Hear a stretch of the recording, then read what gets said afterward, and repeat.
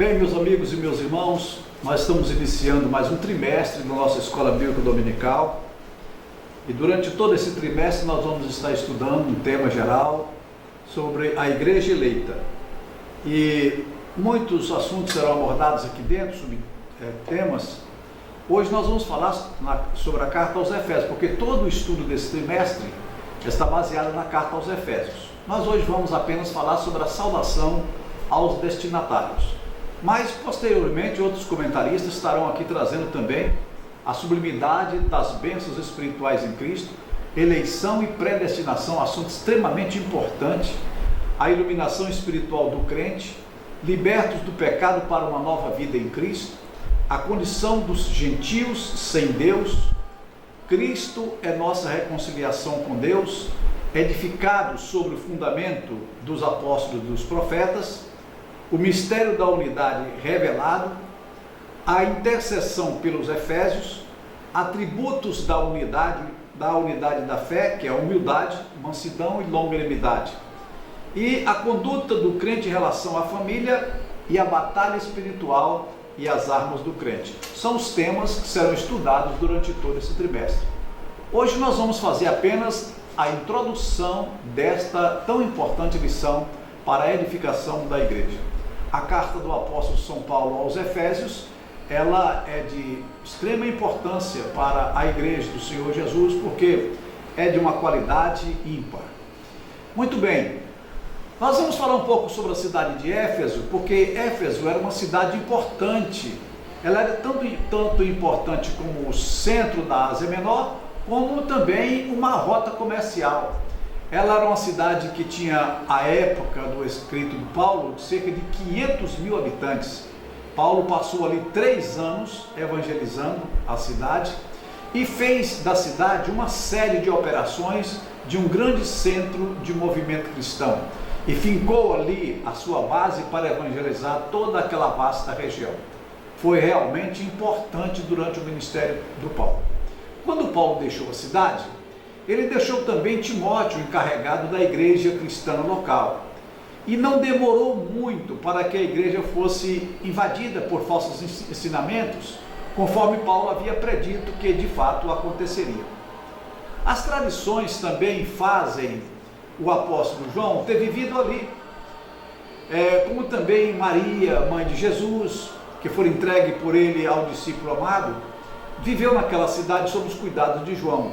João teria recebido a jurisdição sobre as 7 principais igrejas daquela área, ou seja, Éfeso, Esmirna, Pérgamo, Tiatira, Sardes, Filadélfia e Laodiceia. A cidade de Éfeso, do tamanho que era, pela sua importância, ela possuía um anfiteatro que comportava 25 mil pessoas. E ali foi palco de grandes lutas, até a morte, entre homens e animais. Era um lugar de entretenimento dos efésios. Como se fosse no Brasil, seria um estádio de futebol. Era uma cidade que tinha uma religiosidade bem acentuada. Éfeso fora um centro forte de politeísmo.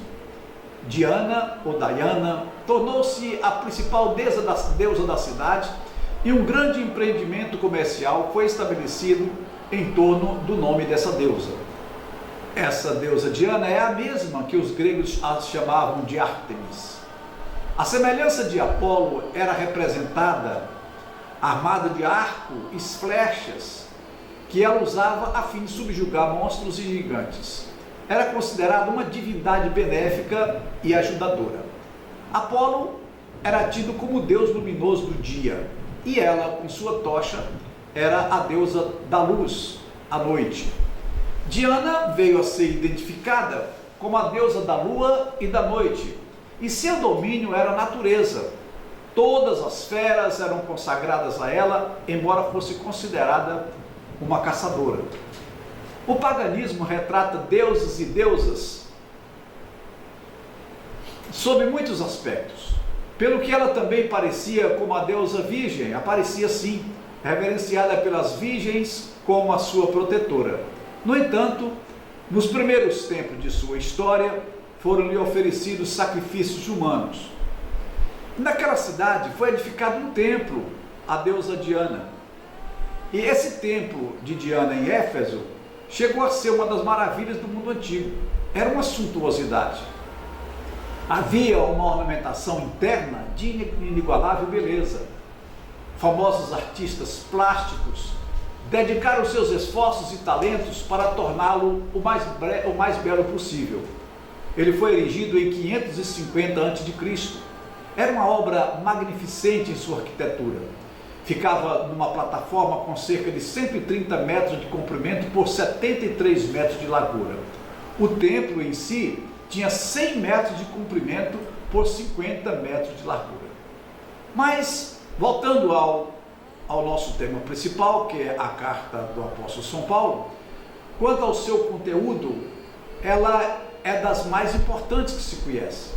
A carta aos Efésios é chamada pelos eruditos de Santo dos Santos dos escritos do apóstolo Paulo. Em 2 Coríntios capítulo 12, versículo 2, Paulo fala de ter sido arrebatado ao terceiro céu. Esta carta também é conhecida como a Epístola do Terceiro Céu, pois nela ele sobe das profundezas das ruínas às alturas da redenção. Apenas o capítulo 8 da carta aos Romanos lhe assemelha em profundidade e grandeza. Alguns ainda chamam esta carta de os Alpes do Novo Testamento, visto que nesta carta somos chamados para subir até alcançarmos a maior altura que um ser criado pode alcançar. Esta carta não foi escrita no árduo trabalho da bigorna, da controvérsia doutrinária ou dos problemas pastorais. Ao contrário, ela transmite a impressão de um rico transbordar de revelação divina, brotando da vida de oração do apóstolo Paulo. Ela contém as mais significantes e profundas declarações sobre os eternos propósitos de Deus relativos aos homens, com a única possível exceção do capítulo 8 da carta do apóstolo São Paulo aos Romanos. Ela encerra as mais claras revelações divinas acerca da natureza e do destino da igreja. Os capítulos 4 a 6 são extraordinários em sua concisa, mas eloquente expressão sobre as consequências práticas da vida cristã em face do elevado destino determinado para os remidos pelo sangue de Cristo. A Epístola aos Efésios é uma grande exposição de uma doutrina fundamental da pregação do apóstolo São Paulo, a saber, ele aborda ali a unidade de todo o universo em Cristo, e também a unidade do judeu e do gentio em seu corpo, a igreja, e o propósito de Deus nesse corpo para o tempo presente e a eternidade.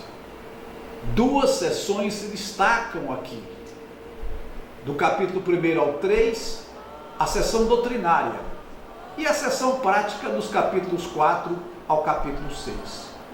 Na parte doutrinária, ou seja, na doutrina, Paulo expõe aqui a grandeza e a glória da vocação cristã.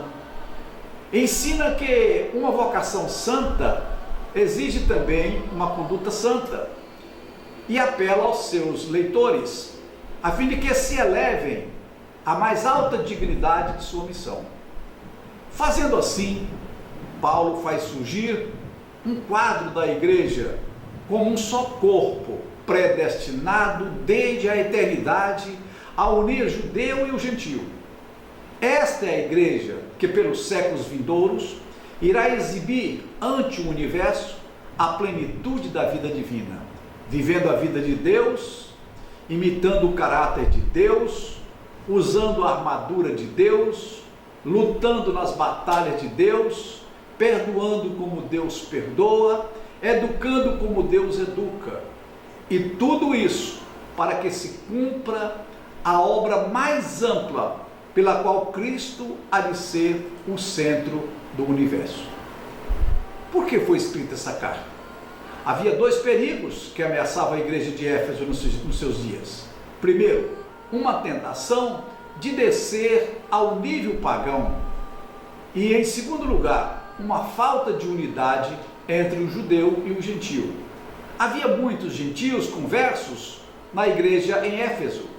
E o apóstolo São Paulo estava a adverti-los que se cuidassem, que tomassem cuidado para não fazer o caminho de volta à vida anterior à sua conversão, ou seja, à prática do paganismo.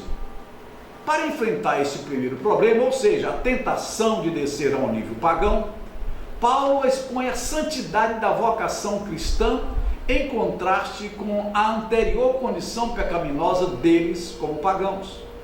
E para guardar-se contra o segundo, ou seja, uma falta de unidade entre o judeu e o gentio, Paulo apresenta o Senhor Jesus Cristo fazendo paz entre os judeus e o gentio pelo sangue de sua cruz e fazendo dos dois um só povo. Ora, essa carta, segundo as melhores fontes, foi escrita por Paulo quando estava preso em Roma. Da prisão foram escritas outras cartas, como Filipenses, Colossenses e Filemão, e foi enviada por meio de Tíquico, que aliás também levou as cartas aos Colossenses e a Filemão. Paulo tinha o seu propósito quando escreveu. O propósito imediato dele ao escrever essa carta está implícito nos versículos 15 a 17 do capítulo 1. Diz ele: pelo que ouvindo eu também a fé que entre vós há no Senhor Jesus, e a vossa caridade para com todos os santos, não cesso de dar graças a Deus por vós, lembrando-me de vós nas minhas orações. Ora, como que se ouve a fé de alguém? É pela prática, é pela maneira como se conduz. Já os platonistas diziam que o cristianismo não é uma maneira de falar, é uma maneira de viver, é uma forma de andar. E ele aqui nesta carta, em oração, ele deseja que seus eleitores cresçam na fé, no amor, na sabedoria e na revelação do Pai da glória. Em terceiro lugar, ele almeja profundamente que os cristãos ali vivam uma vida digna do Senhor Jesus Cristo. E por último, ele procura fortalecer-lhes a fé e os alicerces espirituais ao revelar a plenitude do propósito eterno de Deus na redenção em Cristo, revelar à igreja e a cada crente em particular. Dois temas são enfatizados nesta carta: como somos redimidos por Deus e como nós, os redimidos, nós devemos viver. Esta é a introdução que temos desse trimestre para estudar essa tão importante carta. Recordo-me muito bem que quando a examinava em uma das ocasiões que a lia, eu fiquei intensamente impressionado com o versículo 10 do capítulo 1, onde o apóstolo São Paulo diz que Deus, na plenitude dos tempos, tornará a congregar em Cristo todas as coisas, tanto as que estão nos céus quanto as que estão na terra. E confesso que a compreensão dessas palavras do apóstolo Paulo mudou a minha vida e muitos conceitos que eu tinha. Eu espero que isso também possa ajudar a você e que nesse trimestre você seja grandemente abençoado por Deus com esta revelação gloriosa que o apóstolo São Paulo recebeu e escreveu na carta aos Efésios.